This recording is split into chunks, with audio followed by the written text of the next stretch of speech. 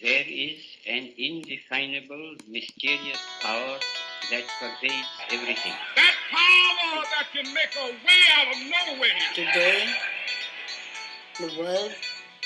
in the world, there's so much suffering because of that one of prayer. Welcome everybody to the Prayer Revolution. I'm so glad to be here with you today. My name is Doyal, and I'm here with my good friend and co-host Vera. And we're also here with a very good friend and special guest of ours, Braja Rani. Want to say hi, Braja Rani? Hi, Braja Rani. Oh, there she is. This is your daily prayer podcast. We're here every morning, and we say a prayer to center ourselves, reconnect ourselves to our spiritual selves, and then we usually discuss the mood of prayer in our daily life. But today, we have a special guest. We have our good friend, Brajarani, that is here with us. And so we will say a quick prayer, and then we'll get into just having a beautiful, wonderful conversation and dialogue with you. And so, Veerbhadra Ji, how are you doing this morning? Doing great, Baba. Super grateful to be with you guys, and looking forward to hearing and participating as a observer. You're a participant. You and Brajarani go way back. You guys are close. She's my girl, that's for sure. Beginning of my bhakti journey. Yeah, absolutely. She's an incredible inspiration in my life personally, and the way that she lives her life day in and day out with sincere devotion and transparency and humble honesty is just, she's like a rocket ship that's blasting off to the spiritual world just due to those great gifts that God has graced her with. And we're so grateful that she's a part of our community, part of our lives, and that she's here with us today. It's the greatest gift. We can't help but shine when we're in the presence of you two. So I think that's true for all of us. You bring out the best in all of us. All right. I see where this is going. We gotta pause here. We're just gonna be glorifying each other. It's gonna be 30 minutes in. We've only said good things about each other. we gotta keep ourselves accountable here. So but put a cap on all that good energy and gratitude. Put a cap on that good energy. Come on. Too nice. Would you like to lead us in a short prayer before we get going, Vera? I would like you to lead us in a prayer today, Doyle. Like me to lead? I've never led us in a prayer this whole time. No, but I know you pray, Baba. I've heard your prayers. You pray like a. I do pray. When I'm not typing during our prayer, I'm praying. Doyle called me out a few times. Doyle, he prays like what I was thinking of is like a thundering cloud. If anyone has heard his kirtan, you feel your heart rumbling. You feel your heart churning and rumbling, and the rain of God's grace and mercy shower down upon you. People who know me better call that passive aggressiveness. That went over my head, but I'm still requesting for you to lead us in a prayer. Thundering and loud. That describes it pretty well. All right. Well, I'll say a short prayer for us, and then we'll get right into it. And so, as Vera always guides us, just kind of close your eyes and find a comfortable seat. Prayer really is a time of becoming present. It's a time of sort of kind of checking in with the beating of our heart, with the movement of our breath, with the fluctuations of our mind. And sometimes we can be here, but not be here. Sometimes we can be, and especially today, we can be in a conversation, but not be present in that conversation. And so a prayer really is a dialogue. It's a conversation with ourselves and a higher source. And we want to be present for that. So just take a moment to breathe very deeply. Center yourself. If you're standing or sitting, find stillness. Maybe you like to put your hands on your knees or your palms to your heart, or just whatever is relaxed and comfortable.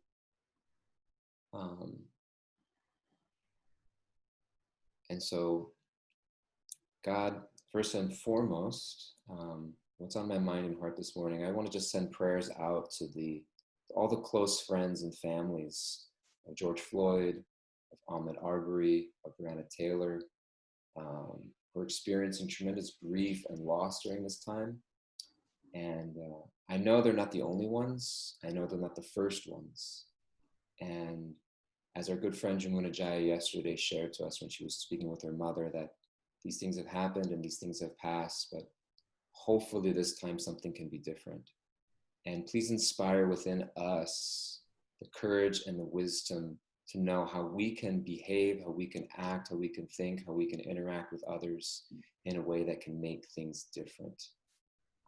Help remind us that we have all been entrusted to each other's care, that we are not on our personal journey alone, that we are on a journey together, and that part of that journey, part of the success in our spiritual life, part of the success and happiness that we can experience for ourselves comes when we extend ourselves out to the people around us, and that we recognize our role as stewards of your love in this world to ensure the happiness, well-being, and fulfillment of all of your children, all of us. So let that guide our actions, let it guide our conversations, let that guide our dialogues, let that be a comforting, may you be a comforting presence to all those who are suffering, experiencing grief and injustice. And may you lead our words, may you lead our conversation. And thank you. Thank you very much. Thank you, Braja Rani, for being here. Thank you for all of our guests for tuning in, for being here. We are glad and grateful to have this dialogue and conversation. Braja Rani has been one of those people. She's a kindred spirit as soon as you meet her. I'm glad that one of my first memories of Braja Rani serving, she would always be serving in the kitchen. Coming in, we'd have festivals and she'd be chopping vegetables. And there was one particular festival that I remember that Vera was also in there serving and chopping vegetables. And the two of you guys just kind of found your way over to the same cutting board and just connected. And I remember like the whole rest of the evening is like we were talking, it was just the two of you were just kind of lost in conversation about, basically I was like, oh, that's it. These two are going to change the world. It's over. These two people, you have such great positive ambition to serve and do others. And I've always seen you in that light, Braja Rani, somebody with tremendous talent, intelligence, maturity, sincerity, and capability to enact change in the world around you. So I'm so glad that you're here. And I'd like to just first offer you, if you'd like to just introduce yourself to our audience, to our community. Some people know you, some people may not. So maybe just tell us who you are, where you're from, and what you do. Tell us a little about yourself, just briefly. Briefly, okay. You can speak as long as you want. I'm gonna try to keep it brief. Well, so this particular question, because there's a lot of other questions we want to get to too. So I actually heard a bit of Jamuna Jaya's conversation yesterday. I, like her, am a native New Yorker. Like her, I'm one of 6 children. Wow. Although I lived in California probably most of my adult years and then came back to New York in 2012. So I've been back for a little while, but New York has always been in my blood. So,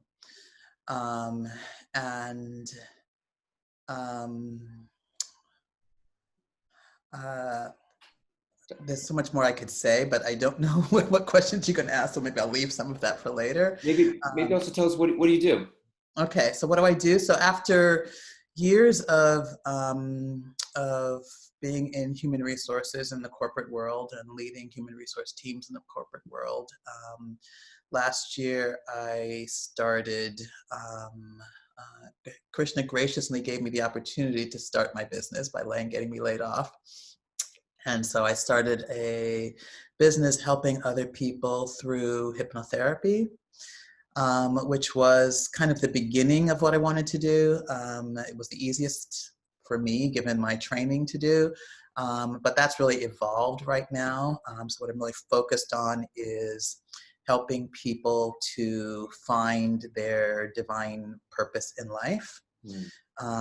And so that matches up with their gifts and what they're enthusiastic and what gives them joy.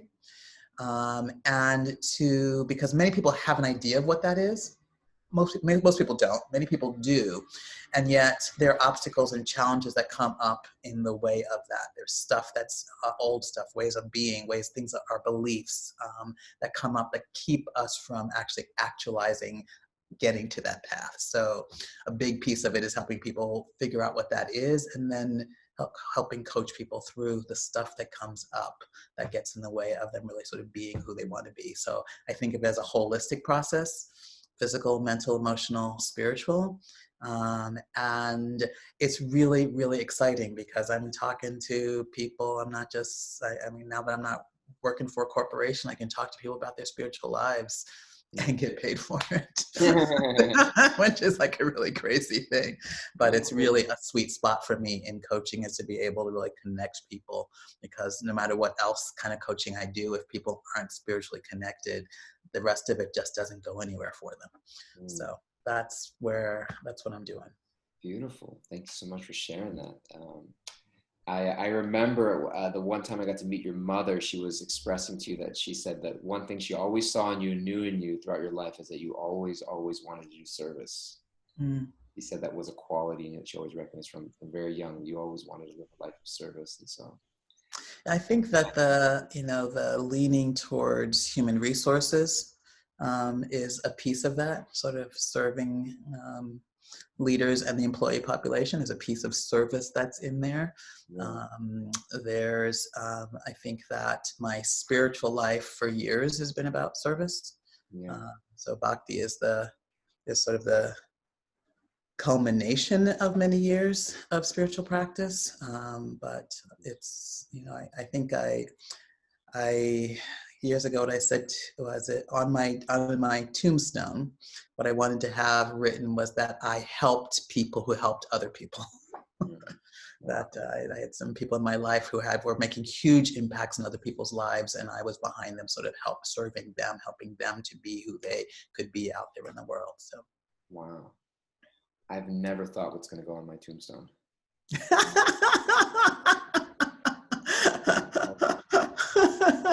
Well, I'm no longer planning to have a tombstone, but back when I thought I'd have one.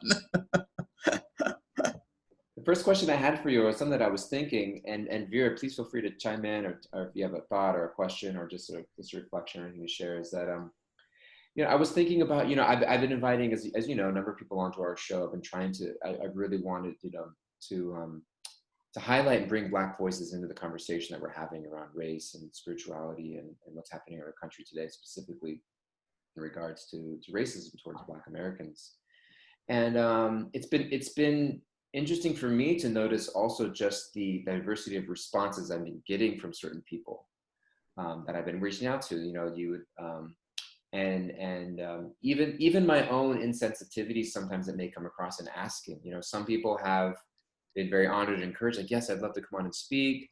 Some people have shared, I really don't feel comfortable at this time to speak. Some people maybe just feel like that you never invited me on the show before, but now you're inviting me on just because I just happen to be Black and you want to hear from me at this time. And so people have kind of expressed in a variety of emotions, and when inviting onto a show like, hey, we'd like to hear Black voices in this conversation. And so I wanted to just hear from you, like when you were first invited to come on here, what was your initial reaction? And can you in ways relate to the different ways that people might react when being asked to come on? Because I'm not the only person, people are inviting, Black Americans to come and speak on their shows. And can you relate to the different ways that people might respond when invited into conversation like this?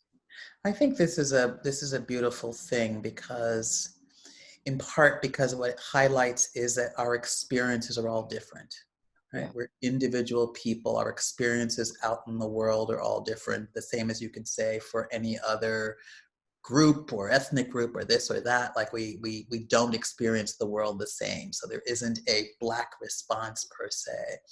And so I love that people had many different reactions, because we're all in different places and we all have different experiences. We all interact differently. So for myself, I had some of those too. Now I listened to the show in the beginning, the show. You call the show? What you call this? What? To the call, to the prayer call, to the revolution in the beginning. And at that time, there were no guests, and so I kind of thought, well, you're having guests now because of the conversation, because this group can't exist without acknowledging what's going on in the world, because it's affecting so many of us. And so I did also go, so I'm being invited on because I'm Black, because I know you guys. But that part of that, I went back and forth between, I've not been asked before, to like, they weren't asking anyone before, as far as I know, kind of thing, right? So like, I'm always trying to depersonalize this a little bit, because that's my nature, is if I can like find a way not to personalize something, I'm going to. And then the other thing is, what's my point of view? I don't know what my point of view is. I was in a conversation with Kaustuba the other day, and I said some stuff I didn't know I was thinking. And then, 2 hours later, I was thinking something different than what I said. So I was like, oh, don't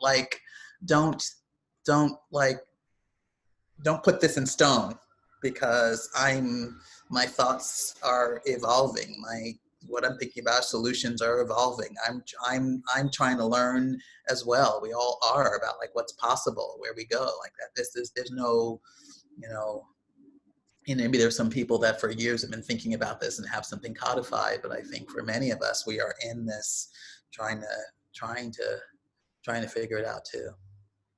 Yeah, something that one person I was discussing a little bit with a previous professor of mine of social work at Hunter College, and she mentioned something very.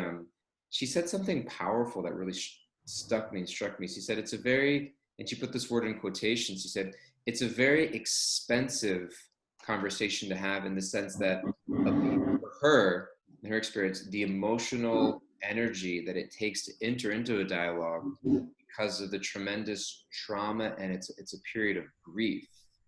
And so I'm recognizing that, in the sense that when we invite yourself, when we black voices into the conversation, sometimes it might just come across of like, hey, you want to have a conversation about what's going on in the world today? And it's like, do you recognize like I might be going through like tremendous grief, or there's trauma or generational trauma that's being experienced here, and it's not something that like I'm just gonna I want to talk about, let's get into it. It's like, do you feel that there needs to be a little bit more gravity and sensitivity when reaching out to invite Black voices into the conversation, because it's a grave situation, and it's something that there's wounds there. I think it depends on a couple of things too, right? So one is your relationship to the people that you're reaching out to, and what the conversation has been that you've been having with them, up until now. So one person could reach out to me and have this conversation and make this request of me, and I'd have a very different response than I did with you reaching out to me. So I think that back to time, place, and circumstance, like you know your relationship to that person. If they haven't heard from you in centuries, and this is the first time you're reaching out and this is what you're asking, understand that you're stepping into something, and you might not be as welcome as you might hope you would have been, in addition to, and not connected enough with the person to actually get like what's going on. So, the first question I think, is like, how are you doing? As opposed to, this is what I want. This is true, period, right? Like that's not particular to this, and which is like find out like what's going on. Taking a ISKCON communications class, we're talking about needs, interests, and concerns, like starting out, finding out what someone's needs are and what's going on, what their concerns are in the moment, before you sort of move forward with, I need to know more about this. I want to know about this. Like, can you help me learn about this? Yeah. Wow, that was powerful, actually. And it was kind of what I was hearing you mention is that, the initial response is like, hey, I have a way that I'm going to engage you, or I want to use you, or come, and this is what I want you to do, as opposed to just kind of bypassing and overstepping, like, hey, how are you doing? Mm-hmm. You know what I mean? Like, we haven't talked or checked in a very long time. Would you like to come be on my podcast? As opposed to like, how are you doing? Yeah. And the how you doing is open, right? So how are you doing? What's on your heart? Like those are kind of open because everyone's doing differently. Yeah. So someone might be in a really awful place, someone may not. Like not to assume that what the person's going to say about how they're doing. Yeah. So how are you doing? I'm okay. I'm okay. I am, but part of that's me, and I can talk a little bit about that. Part of that's me. There are times, like I think I can be brought to tears much more quickly than usual. So there's a piece that's probably in the background, sort of churning through things. I think the prayer, I started to cry during the prayer. I don't know what you said during that prayer that made me want to cry, but I did. Radhav Maharaj was on yesterday. I started crying when I saw him. So, this is, but I am trying to,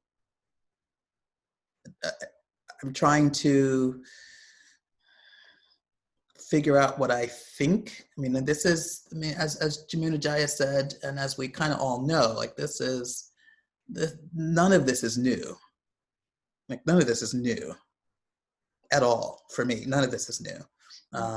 These most recent murders are not new. And my first response when I heard it was, sort of like, damn, but it's not new. It wasn't like it came out of the blue and I was like, oh my God, how could that happen? No, I've been living in this world. We've been seeing these. We've been seeing this. Like I'm almost getting desensitized to this. Or since Rodney King, since we saw that beating, that was 1992. Yeah. 1992 when someone had a camera, right? And the more and more that we've had social media and cameras, we've seen this more and more. It's not new. It wasn't new then, but we're seeing it more and more.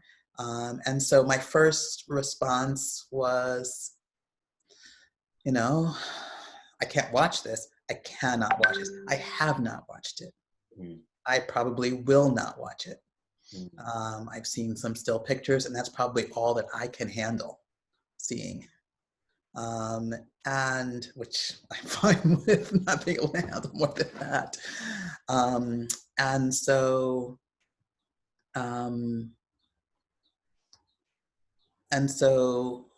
I had to figure out like what's like there's definitely something new and different going on now that may lead to some hopefulness, some moderate hopefulness. But my first response was, it's more of the same, and I don't know if this is ever going to change. Yeah. Well, that was what I was thinking about. You mentioned 1992, Rodney King, and I'm curious, what if anything do you feel is different about what's happening right now?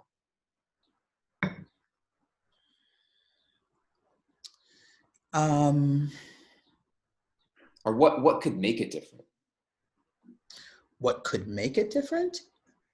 I mean, I think what could make it different, I think our response to it feels different. Okay, that's what feels different. Our response to it feels different in that it's been prolonged.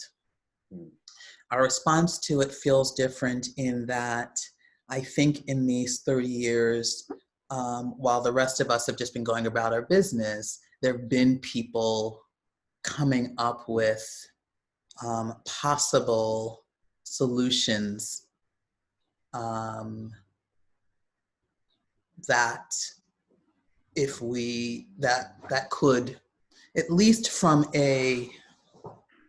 interactions with the police, right? This is not about all racism, right? But in terms of, but let's at least just let's just reduce the killing.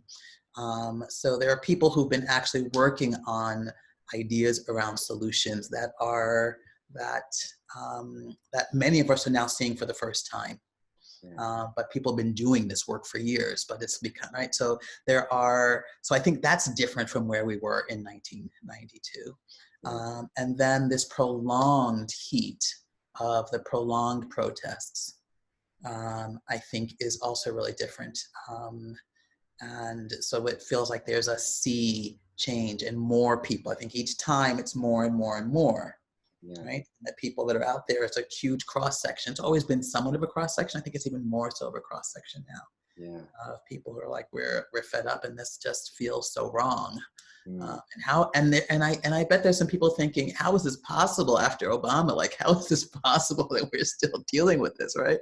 And yet, and what's different is I think that that the response has been so heavy-handed that it has also caused people to keep the heat to the fire, right? Because there isn't a conciliatory, there's not a leader with a conciliatory message pulling things together. In fact, it's in some ways doing the opposite, but I think in doing the opposite, it's kind of coalescing the people who want change. Wow. That just came off the top of my head. Tomorrow, I might think something entirely different. I just really don't want to be held to this. We're quoting you. You have that written down. Let's get the quote. Let's post that out there. Quote it. The last week you said.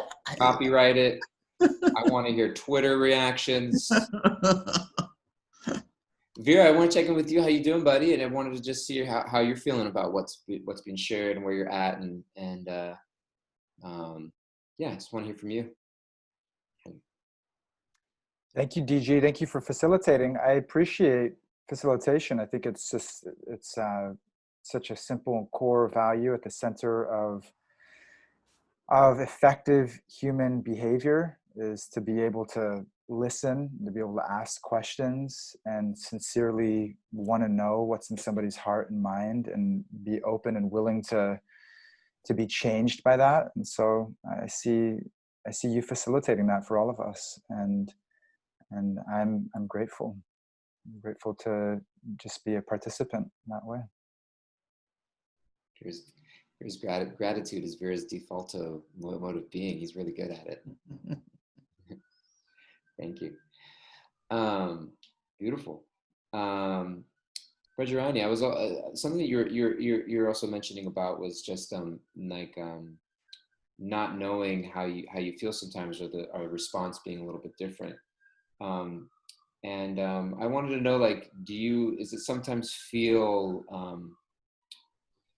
does it feel overwhelming? Like, do you feel at times that there's like a way that people, what is the difference you feel between the way that you actually feel and want to respond and ways that do you feel people sometimes are responding in a way because they think we should be responding in a certain way? And if there's a pressure that people should be responding in a certain way, does that prevent space for people to actually just be who they are and give space to process and actually just kind of figure out what they're feeling? Or that, because sometimes we hear like, silence is violence, and not saying anything in a given time. And so I think there's a pressure that people feel, we need to say something. I need to be posting. I need to be having conversations. I need to be showing I'm a part of this. Do you think that sometimes takes away from the space to just process and figure out how we're feeling and want to give time to react to a given situation? Well, I guess that depends on who you are, right? In that no one can take your space, right? So for a long time, I didn't say anything about it, right? My sister recently was talking, she hasn't said anything about it, right? Like, so like you take the space you need to take.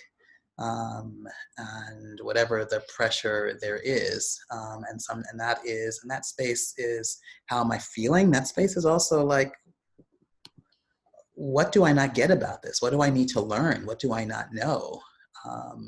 What do I, if someone said to me, like, what I've done is started reading some books, I'd be like, hey, go for it, right? Like whatever that is, you have to be true to what you need. This is true, period.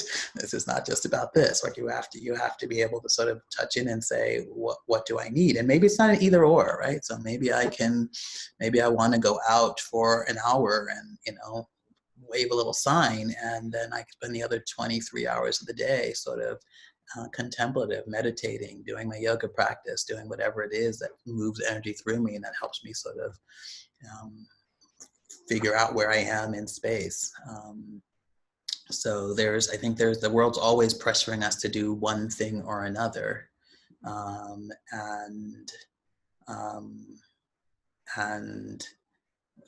it's important to give ourselves license to do what we need to do for ourselves. Yeah. Thank you. Do you feel that there are certain questions that we should be asking at this time? I'm recognizing, I'm firing questions at you, this and that, and then the other. And, kind of going back to that space of just like, okay, this is how I want you to respond and what to say. But do you feel like, is there a question that you think that you would like me to ask, or that you would like to be asked? Or is there questions that you think should be being asked? Or is there just a response or something that just you would like to share if it wasn't just, hey, this is just me speaking, rather than because it's still like in a space of like, you're responding to me right now. You're responding to my question. Yeah. So I think the thing, conversation still. I think the thing that interests me is what do we each do, right? What do we each do? And that's a really sort of personal thing, right? So for me, or I was talking to someone, and she was feeling really bad because she's like, I'm not doing anything, but she had rented a flatbed truck for some kids who were going to go out and do some music at a protest, and she had, and she was an adult, so she could rent the truck, right? And she was cooking for them, etc. She wasn't giving herself any I'm gonna use the word credit because that's, for lack of a better word, or acknowledgement that maybe I can't do this, right? And it's huge, and I may feel completely and helpless against the hugeness, but there is something I can do. And how do I acknowledge doing what it is that I can, whatever that might look like? And so for me, what that means in part is, how do I help people think about how they feel, right? Because our feelings are what we associate with actual sensory, right? So we experience the world through our senses, and then we put constructs around them, right? So if I said to you, like, you say, I feel sad. It's like, well, what is that? Like, what's the sensation that you're feeling that you're attaching the word sad to, right? So there's something physically, chemically, energetically going on that we call sad. And that energy needs to move. That energy needs to be in movement. That energy, we all need to have some practice where that energy doesn't sit inside of us and fester. And so helping people to think through, like, how do you ground that stuff? How do you just keep it moving so you're not lying in it? How do you go to bed in an okay place so you can wake up in a good place in the morning? And so that is where, to me, that's part of what I want to be focusing on with people, is helping people who are not knowing how, like, what do I do with this? Like, don't sit with these energies, right? That, like, let them move through you. Dance, jump, sing. I started doing sun salutation in the morning. Okay, I've been doing some yoga, yoga classes. Sarah said sun salutation in the morning. OMG. Okay, now you all who are yogis and have been doing yoga for centuries, I just go to class. I don't do it at home. Waking up in the morning, doing some mantra meditation, and then doing 8 rounds of sun salutation A.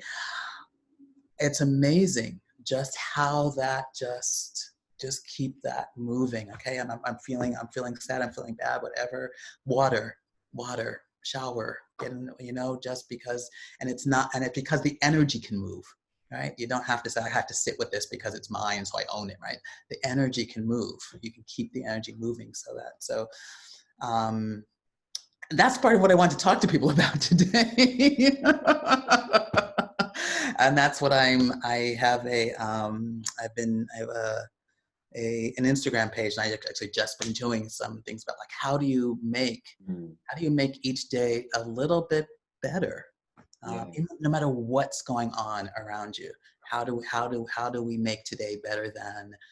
And there are like simple things that we can do that in the midst of all this, how do we stay grounded? How do we stay centered? How do we stay connected to our spiritual selves?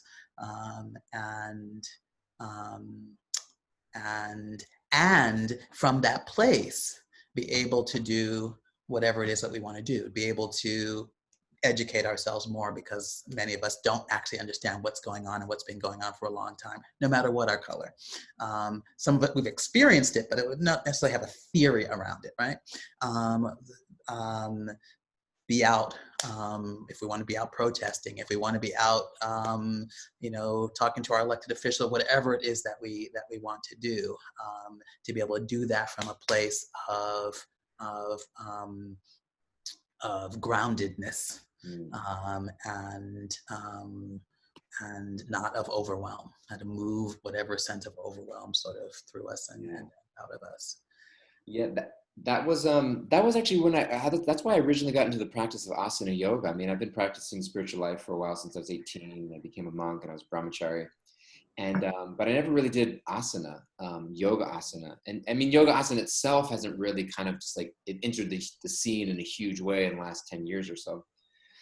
But there's a blogger and a women's rights activist, and her name is Glennon Doyle. I follow her on Instagram, and she's written a couple books. And Laura, our good friend Laura,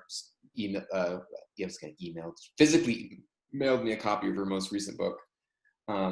But she talks about this word, remember. And she says, the number one most repeated command in the Bible is fear not, or don't be afraid.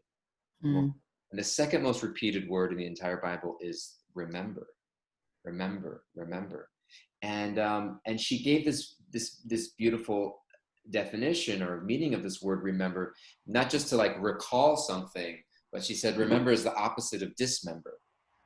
So to remember means to bring the pieces of the self. To remember yourself, to remember yourself means to bring the pieces of the self back together, body, mind, and soul.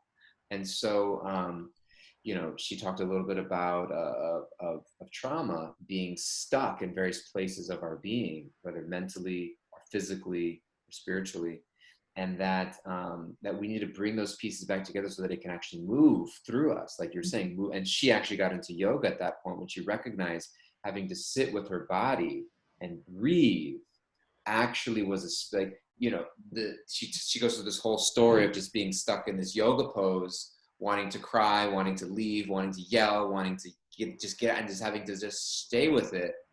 And having that be like this cathartic moment, recognizing like, oh, there's so much, I don't want to stay here because there's stuff here that I haven't dealt with, that I'm trying to get away from for so long. I mean, that's the opposite of presence. Opposite of presence is that I don't want to be here with myself because there's stuff that needs to move, but that I'm avoiding that. And so I think that being present with oneself, so that those things they sometimes they need to physically move through us, actually.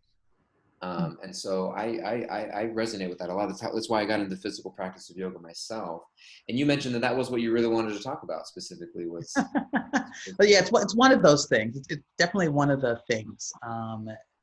Self-care in these times, right? So it goes back to the question of sort of the pressures, et cetera. Like, I think we have to each take care of ourselves.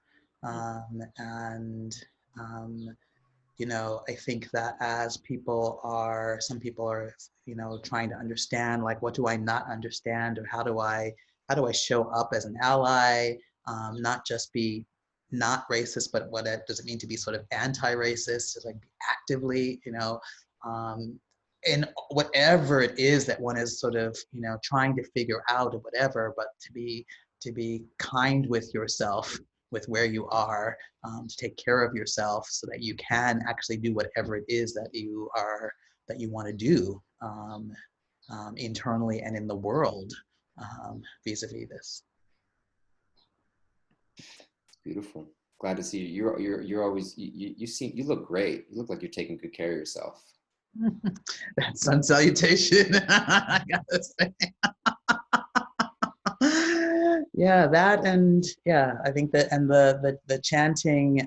One of the things that Radhanath Swami said, he did a call with the Italians yesterday, and one of the things that he said when someone asked him about this was that bhakti. The reason I came to bhakti and I came to bhakti actually right after the election, actually, and um, in 2017, I went to the Women's March. I was on the street a lot. I worked really hard on the election, and it came out the way it did. And then I was very involved out on the streets, protesting and this and that, et cetera, and feeling really crappy. Just feeling like really, really just crappy. Like it's hopeless. Like we're doing this, but but I can't change anything.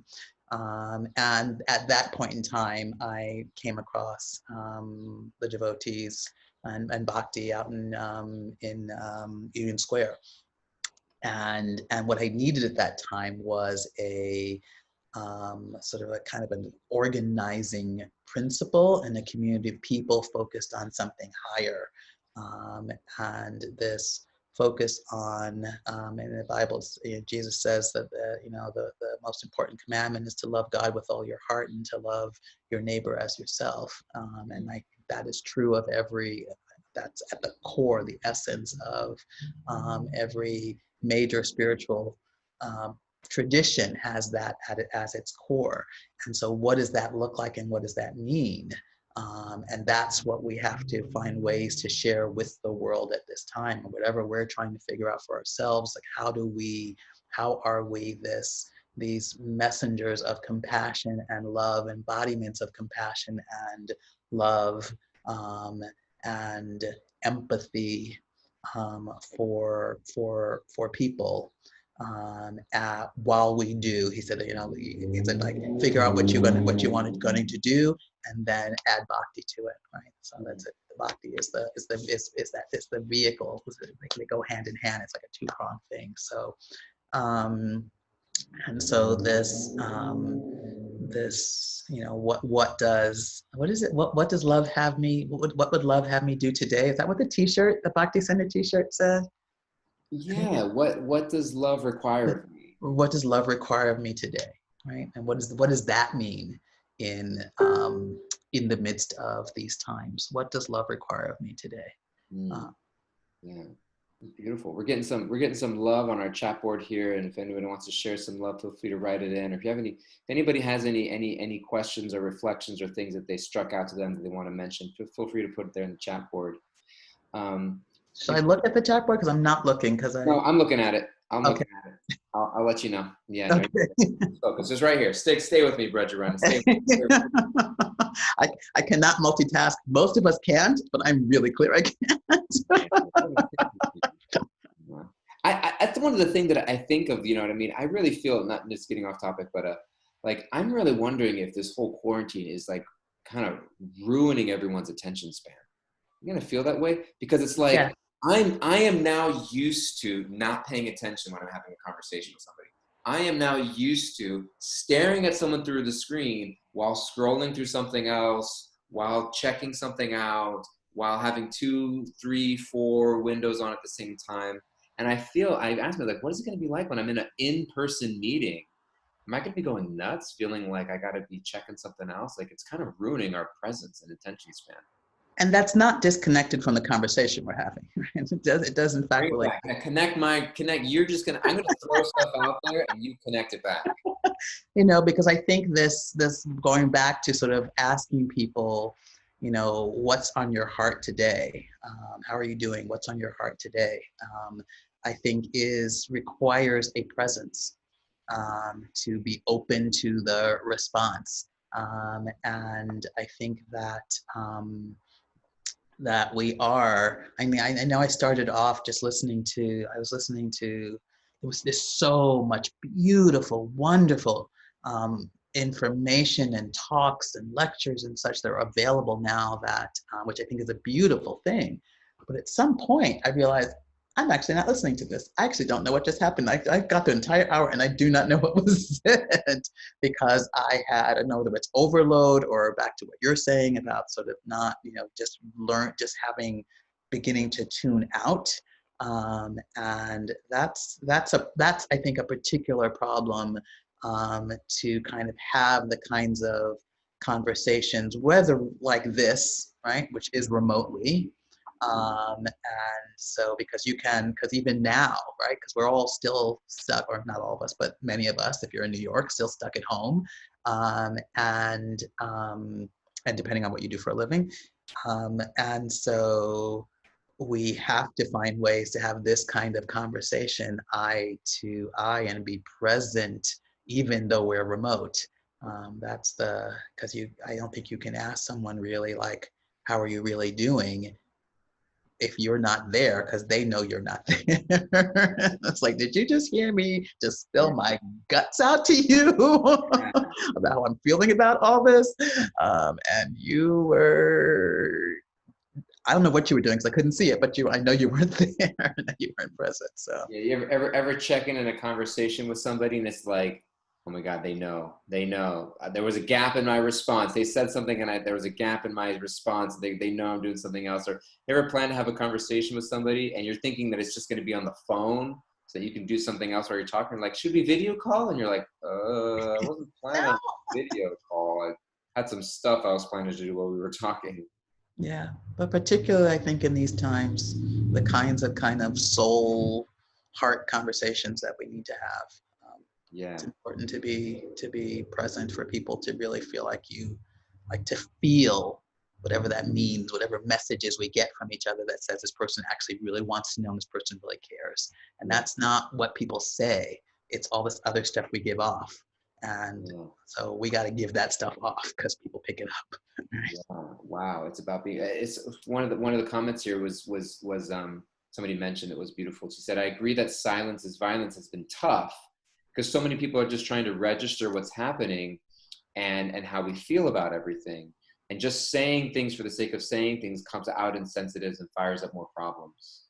And so I think that part of go ahead. You're going to say something about that. Yeah, I mean, I really, so one of the ways I am who I am is I manage the information that comes in. I seriously manage what I'm looking at. I manage what I hear. I don't watch TV. I try to be aware and yet not, I mean, silence is violence. Like I hadn't ever even heard that. So if that's in the zeitgeist right now, I am below the zeitgeist. So I can just be truer to myself. So don't let, it's now, where is silence violence? You hear someone saying something racist and you don't speak up, and that's like, I'm taking care of myself is, not a very compassionate response, right? It's just not a very compassionate response. But, and so, I need to take time to figure out what I can say. Absolutely, because chatter is also violence. So, if you don't have, chatter is also violence. What'd your mom say? If you don't have anything good to say, like just don't say it. So like wait till you actually have something to say. My mom phrased it differently. She just said, "Shut up." Okay. My mom actually never said it. She's too kind. My sister said, "You're so loud." So while we're talking, I see you, Doyle, and I see Barbara Weinstock, and I don't know who you are, Barbara. Or maybe I probably should because I'm really bad with names and faces. But she doesn't live in New York, so you haven't seen her. I see your responses. I'm actually like, you're in my face here. So I see your smile, your responses, etc. And I really appreciate it. Thank you so much. Speaking about energy, thank you so much. I appreciate it. Barbara's one of our daily viewers. She's here with us all the time. Love her. She also wrote a beautiful comment in the section. Thank you, Barbara. There was a beautiful comment somebody just wrote. She said, "She is wonderful," and I imagine she's talking about you. Said, "I'm new here and just happened upon this on Facebook. What is her Instagram account? I would love to follow her." People want to know what you're up to. So I have two well, no, I actually have three, but the two that I'll give out. So one is my personal one is spring.h. And that one that one, it's kind of just picture my deities and things like that. It's good stuff, right? The one where I'm actually really kind of talking to people about sort of what we're going through is called Hope Springs Coaching. Hope.springs.coaching on Instagram. And so I think I have like 6 or 7 different videos that thank you, whoever just posted that, Bryn. Thank you so much. They're a special subscribe. Thank you. I see you too, Bryn. I can see I also have you in my face. And Valerie and Pat now as well. Just telling you who's going across the top of my screen. And so at Hope Springs Coaching is where I kind of talk about these things. So I've been putting together videos, just trying to share with the world just some things, all sort of bhakti principles, and yet how to make all of this as accessible to people in their lives. So because we all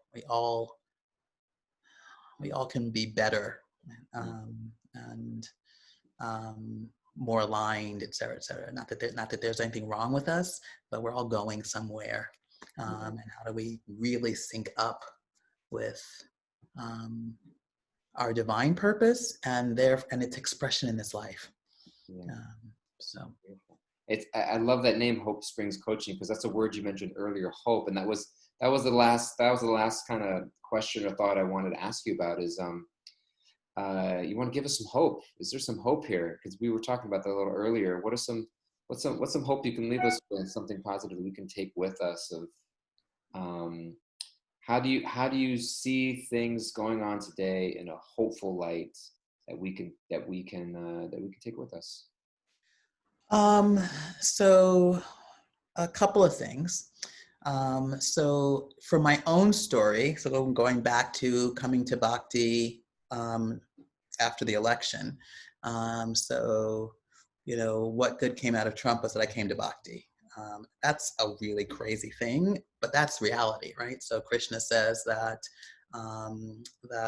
there are 4 types of people that come to him, and one is people who are in distress. So it's an opportunity for us. People are hurting. There's an opportunity for us to share love with people and to make people's lives better and to show people how a life of living compassionately and living with love and expressing that and thinking of ourselves as eternal beings whose purpose is to do that, to serve God and to serve each other, to love God and to love each other. People are more open to that message than ever before in ways that people can hear. Right. So I think there's an amazing hope there. I think that I think people are having conversations who weren't having conversations before. I think I'm seeing books that exist that weren't there before. So there's things people can read and sort of learn about. And at the same time, always be kind to yourself. You're doing the best you know how to do, whatever it is that you're doing. And then you'll read something and then you'll know how to do something better. But always be kind with where you are today. I think that's really, really, really, really, really, really essential. And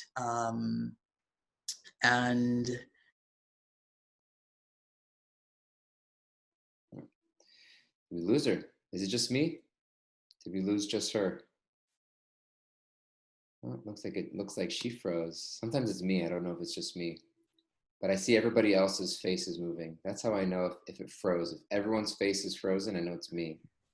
But where my hope is on that, I think is you froze for a second on us, Braja Rani. Is the internet? Yeah, I think that was me actually. I just saw crap. What's going on with you? Can you hear me now? We can hear you. Yeah. So just back it up a minute.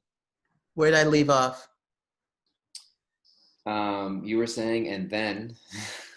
What did I say before? And then. you were just back it up about you were frozen for like a minute. So just back it up a minute and start there. Or maybe What was the last? Being kind with where you are today. Thank you, Brent. Okay, so being kind with where you are today. Yeah, that's really, really essential. Then from a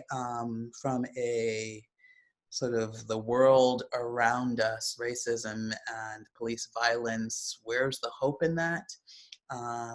This is where I don't necessarily put my hope in people and things, because I don't know that I have a hope that it would change.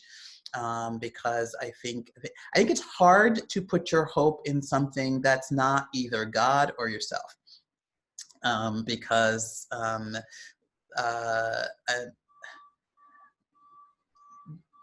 because that, to me, that just leads to suffering.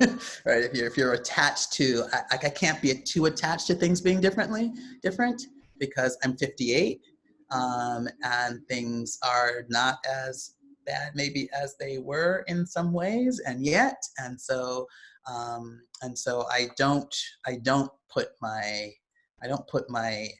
heart into hoping that this is going to change. You got to find someplace else to put it that is rock solid. And the end of racism is not something in my lifetime, is not something, it might be something I might work toward, but it's not something I would put my